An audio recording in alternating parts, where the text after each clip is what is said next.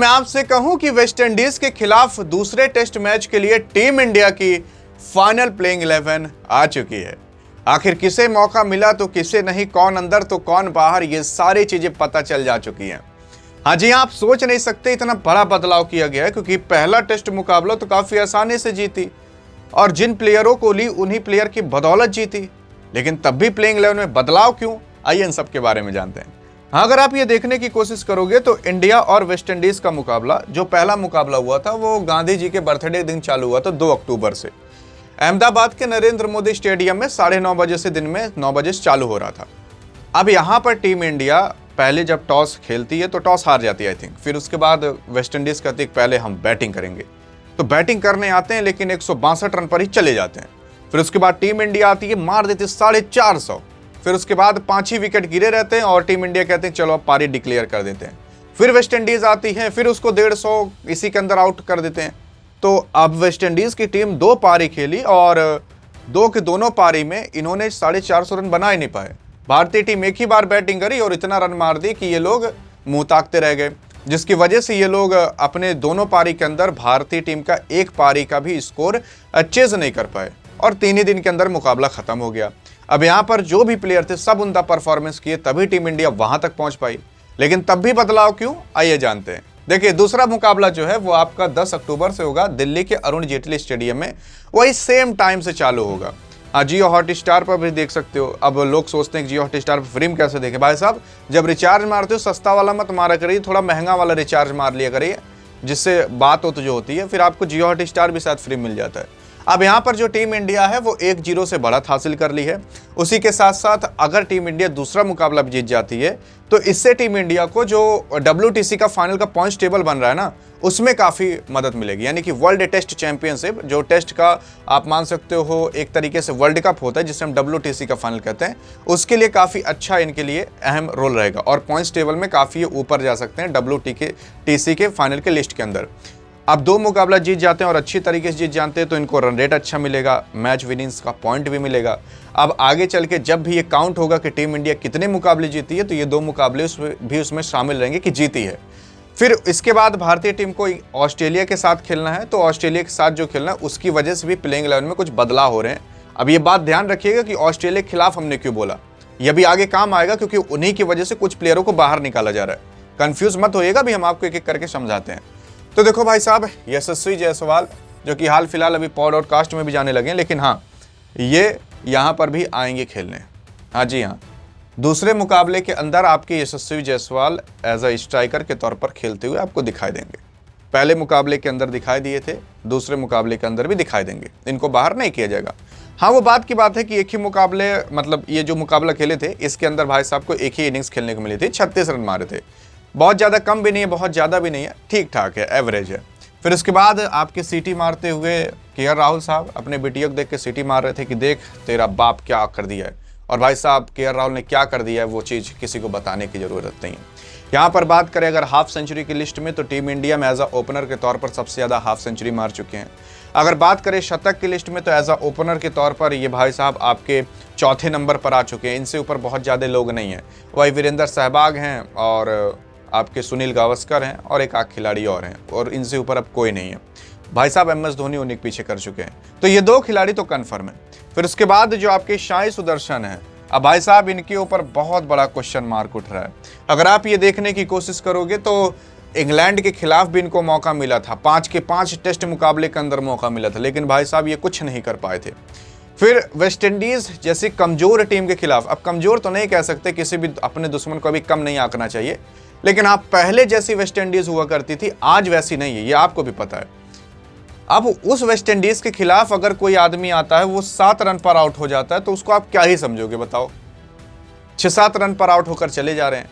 पहले डक पर आउट होते थे, अब 6-7 रन पर आउट होते हैं। थोड़ा अपना साफ मतलब फासला खींचे हैं रन का, लेकिन यार वेस्टइंडीज के खिलाफ 7 रन पर आउट होने का मतलब आप क्या जताता है भाई। अगर किसी बॉलर को भी ले आते ना तो 7 रन मार देता। अब आप कहो किस्मत है क्या है, पहले भी परफॉर्मेंस नहीं कर पाए। अगर इनकी जगह किसी अन्य प्लेयर को ला दिया जाए तो इनकी जगह कहा जा रहा है कि देवदत्त पडिक्कल को लाने के लिए।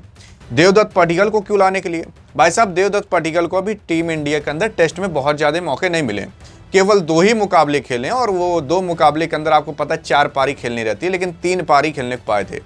इन 3 पारियों के अंदर उन्होंने 90 रन बनाए थे और उसी के ही साथ साथ एक हाफ सेंचुरी भी मारी थी। ये भाई साहब 3 पारी क्या लगभग 10 पारी से ज़्यादा खेल चुके हैं और लगभग एक आके आई थिंक हाफ सेंचुरी निकली है, और वो भी इंग्लैंड के खिलाफ। उसके बाद इन्होंने कुछ नहीं कर पाए, जिसकी वजह से कहा जा रहा है कि इनकी जगह क्या पता देवदत्त पडिक्कल को लाया जाएगा, और अगर देवदत्त पडिक्कल आएंगे तो आई थिंक 6-7 रन से तो ज़्यादा ही मारेंगे। अब यार लाया भी जा सकता है क्योंकि पहला मुकाबला टीम इंडिया जीत चुकी है, अब कोई दिक्कत की बात है नहीं। अब यार देखो, शुभमन गिल, यशस्वी जायसवाल, केएल राहुल बैटिंग में, रन उन में तो यही संभाल लेंगे। देवदत्त पडिक्कल अगर आकर 40-50 रन जोड़ देते हैं तो इसमें कोई दिक्कत की बात नहीं है। और देवदत्त पडिक्कल को आप चेक करके ये भी देख लोगे कि आखिरकार बंदा कितने पानी में है और क्या उनको टेस्ट खिलाने लायक है कि नहीं, क्योंकि जब तक मौके नहीं दोगे तब तक आप कैसे जान पाओगे आखिरकार इस बंदे के अंदर कितनी काबिलियत है। तो देवदत्त पडिक्कल को इनकी जगह लाया जा सकता है। अब भाई अगर आप इनके फैन होगे तो बुरा लग रहा होगा, तो भाई साहब बुरा लगने की कोई बात नहीं, मैच है, इसमें आपको पता है कि लाखों लोग सीख रहे हैं ना, तो कोई एक ही टीम इंडिया में पहुंचता है। इतना कठिन होता है टीम इंडिया की प्लेइंग 11 तक पहुंचना। तो देवदत्त पडिक्कल भी अगर यहाँ तक पहुंचा है तो उस बंदे ने भी मेहनत की है, एक बार मौका देकर देखना जरूर चाहिए। फिर उसके बाद अगर बात करें शुभमन गिल की, तो कप्तान है भाई साहब, पिछले मुकाबले के अंदर हाफ सेंचुरी मारे थे। एक ही मुकाबला मतलब एक ही पारी खेलने को मिली थी, दूसरी पारी खेले होते तो शतक भी मार सकते थे। तो इनको तो बाहर करना नेक्स्ट टू इम्पॉसिबल है, कप्तान कैसे बाहर करोगे। फिर नीतीश कुमार रेड्डी की बात करें तो नीतीश कुमार रेड्डी की भाई साहब तो बैटिंग ही नहीं आ पाई थी, अतुका रहे थे खेलने के लिए, लेकिन जब बैटिंग नहीं आ पाए तो क्या करें। और बात करें फील्डिंग के अंदर तो भाई साहब जैसे लग रहा था चीता फील्डिंग कर रहा हूँ मैदान पर, लपक लपक के जो कैचवा पकड़ रहे थे वेस्ट इंडीजों वाले, मतलब होश उड़ गए कि यार इतना तो हम नहीं लपक पाते जितना यहाँ इंडिया के लोग लपकने लगे हैं।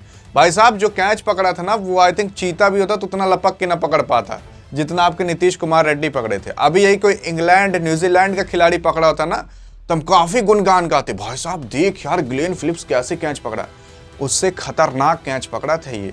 ग्लेन फिलिप्स कौन है भाई? नीतीश कुमार रेड्डी का कहना ये है। अब नीतीश कुमार रेड्डी का तो स्थान तय है, इनकी जगह कोई नहीं आ पाएगा। फिर जडेजा भाई साहब उपकप्तान बन चुके हैं, सेंचुरी भी मार चुके थे, 4 विकेट ले चुके थे, और क्या एक खिलाड़ी से चाहोगे आप, बेचारा 36 साल का है, इतना काम कर दे रहा और क्या करे। फिर उसके बाद अगर आप ध्रुव जुरैल को देखोगे तो 125 रन मारे थे, अकेला ठोका था बंदा। हाँ ज़्यादा मुकाबले मौका नहीं मिला, लेकिन ऋषभ पंत जैसे इंजर्ड हुए तो इनको मौका मिल गया। अब आप यहाँ पर देख रहे हो ना कि कभी कभी जो इंजरी होती है ना, वो आपका करियर खा जाती है। ऋषभ पंत को इंजरी हुई, इस वजह से इनको मौका नहीं मिला ऋषभ पंत को, उनकी जगह ध्रुव जुरैल को मिला। अब ध्रुव जुरैल भाई साहब ऐसी विकेट कीपिंग कर रहा है कि यार स्लीपर की जरूरत नहीं है, 2 स्लीपर लगे हैं, वहां लपक लपक कर कैच पकड़ ले रहा है। उसी के ही साथ साथ ध्रुव जुरैल की बात करें तो 125 रन ठोक रहा है। तो आप सोचो ऋषभ पंत की क्या जरूरत? भाई साहब जरूरत है, लेकिन अगर इंजरी हुई है तो कभी कभी कुछ ऐसे प्लेयर आ जाते हैं ना जो आपको रिप्लेस कर देते हैं, तब टीम इंडिया सोचेगी नहीं आपको लेने के लिए, क्योंकि टीम इंडिया यही घबराएगी अगर इसको निकाल दिया तो हमने काफ़ी बड़ी चीज़ खो देंगे, ये चीज़ हो जाती है। फिर उसके बाद आपके वाशिंगटन सुंदर आते हैं, काफ़ी सुंदर हैं भी, इनको मौका मिलेगा। फिर जसप्रीत बुमराह आते हैं। अब भाई साहब जसप्रीत बुमराह आएंगे कि नहीं आएंगे, ये काफ़ी बड़ा सवाल है, क्योंकि जसप्रीत बुमराह की अगर जगह आप देखोगे, इनकी जगह कोई और ले सकता है। कौन ले सकता है मैं आपको बताता हूँ, लेकिन सबसे पहले ये बाहर क्यों निकल सकते हैं। अब आप सोचोगे यार इतनी अच्छी बॉलिंग किया, विकेट भी लिया, तब भी बाहर नहीं, उसकी वजह से नहीं। जसप्रीत बुमराह को टीम इंडिया सोचती है कि कम से कम टेस्ट मैचेस खिलाए जाएं।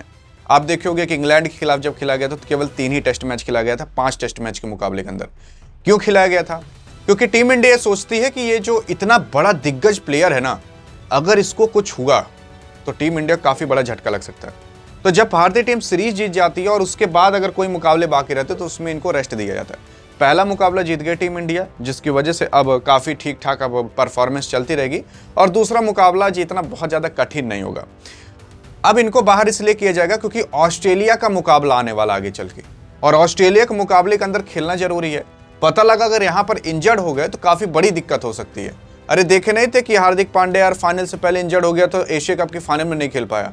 अगर वहीं पर बंदे को ना खिलाया गया होता तो आज हार्दिक पांड्या भी उस मुकाबले में खेला होता, और जो इतनी कठिनाई से हम मैच जीते थे वो काफ़ी आसानी से जीत सकते थे। लेकिन हाँ ठीक है, इस वजह से आपके जसप्रीत बुमराह को कहा जा रहा है कि थोड़ा रेस्ट देने को, ताकि ऑस्ट्रेलिया के खिलाफ जो 19 अक्टूबर से मुकाबला आ रहा है उसके अंदर ये खेल सके। इस वजह से इनको बाहर किया जाएगा। लेकिन लाया किसको जाएगा? लाया जाएगा आपके अक्षय पटेल को। हाँ भाई साहब, अक्षय पटेल भी अच्छे खासे प्लेयर हैं। 14 टेस्ट के मुकाबले खेले हैं, जिसके अंदर भाई साहब ने 4 हाफ सेंचुरी मारी है। उसी के साथ साथ कईयों विकेट लिए हैं। तो आप देखोगे तो लगभग 500-600 से ज़्यादा रन मारे। 35 का एवरेज है बंदे का। मतलब अगर अक्षय पटेल आते हैं ना, तो आप जान जाओ जसप्रीत बुमराह के आसपास तक तो विकेट ले सकते हैं। 1-2 विकेट तो आराम से लेगा बंदा, और रन भी जसप्रीत बुमराह से ज़्यादा मारेगा, जिसकी वजह से हमें बैटिंग और बॉलिंग दोनों में फायदा हो जाएगा। इस वजह से जसप्रीत बुमराह की जगह अक्षय पटेल को लाया जा सकता है। ऐसा मत सोच लीजिए गांठ मार के हाँ यही होगा। फिर उसके बाद डीएसपी सिराज को बाहर निकालने का मतलब अपने पैर पर कुल्हाड़ी मारना, और कुलदीप यादव को अपन अगर मान लो बाहर निकालना तो अपने फेफड़े पर कुल्हाड़ी मारना, ये बराबर हो जाएगा। तो ये 2 चेंजेस हो सकते हैं, जो 2 चेंजेस मैंने आपको बताया, और वो 2 चेंजेस को लेकर भारतीय टीम अच्छी खासी चलती रहेगी तब भी। लेकिन हाँ, ये 2 चेंजेस करना भी जरूरी है, ताकि जसप्रीत बुमराह को रेस्ट मिल सके, और उसी के साथ साथ यहाँ पर साई सुदर्शन की जगह एक नए प्लेयर को मौका मिल सके, वो भी अपना करियर बना सके, दिखा सके कि मेरी कितनी हैसियत है। और नए प्लेयर को मौका देना काफ़ी अच्छी बात है। आपको क्या लगता है कि ये प्लेइंग 11 लेकर टीम इंडिया उतरेगी कि नहीं? आपके हिसाब से क्या प्लेइंग 11 रहेगी, बताइएगा जरूर। हाँ, अधिक जानकारी चाहिए तो इस वीडियो में मिलते हैं। तब तक के लिए जय हिंद और जय भारत।